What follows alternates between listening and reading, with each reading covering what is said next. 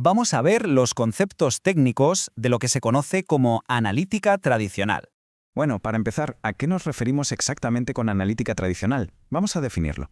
Pues bien, la analítica tradicional no es más que el conjunto de enfoques de análisis de datos que ya existían antes de que aparecieran las tecnologías y metodologías más modernas que usamos hoy, como el Big Data o la inteligencia artificial. Hay que situarse en su contexto, claro. Es un enfoque que se remonta a una época en la que los datos disponibles eran mucho más limitados, tanto en volumen como en variedad.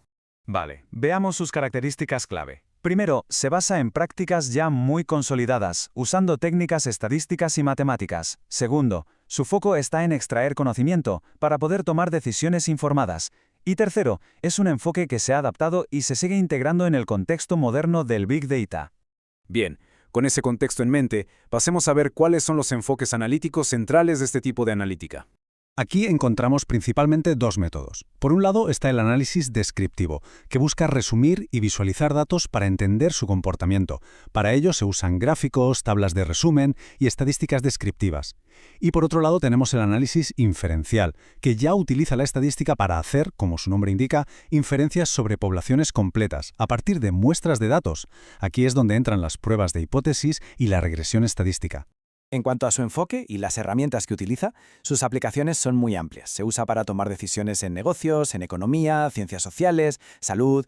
El foco siempre está en analizar datos históricos para identificar tendencias y patrones.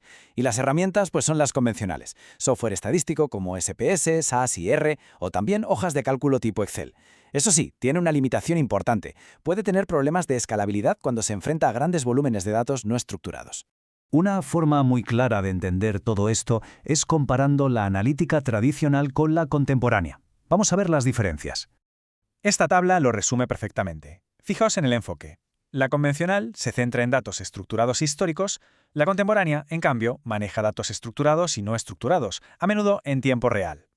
La escala, por supuesto, también cambia, de volúmenes de datos menores a los grandes volúmenes del Big Data. Las técnicas evolucionan desde las estadísticas descriptivas a cosas como el machine learning o la inteligencia artificial. Las fuentes de datos se amplían, de ser solo internas a incluir también externas como redes sociales o el Internet de las cosas. Y todo esto cambia la toma de decisiones, de una información retrospectiva a una prospectiva y predictiva. Las herramientas, lógicamente, también son distintas. De SPSS o Excel pasamos a Python, Hadoop o TensorFlow. Bien, pues dentro de las técnicas estadísticas que hemos mencionado, vamos a centrarnos ahora en una fundamental, las correlaciones. Aquí hay que hacer una distinción en los tipos de análisis. Tenemos el análisis bivariado, que se centra en cómo se relacionan dos variables, y luego está el análisis multivariado, que analiza la relación entre dos o más variables. Sobre el análisis univariado, el documento de origen no nos da más detalles.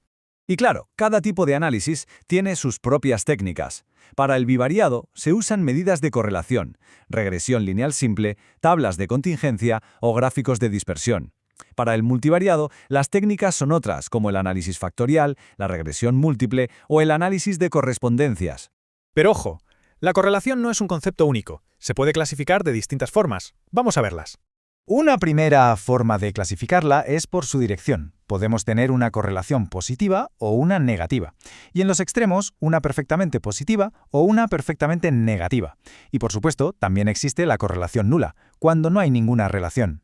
Otra clasificación es según el número de variables implicadas. La más básica es la correlación simple, que estudia únicamente dos variables.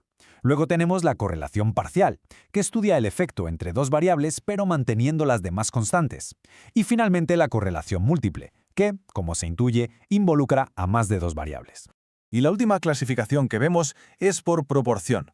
Aquí diferenciamos entre la correlación lineal, en la que el ratio de cambio es constante, y la correlación no lineal.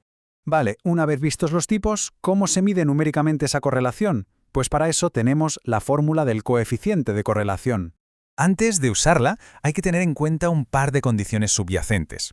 La primera es que exista una relación lineal entre las variables. Y la segunda, que exista una relación de causa y efecto.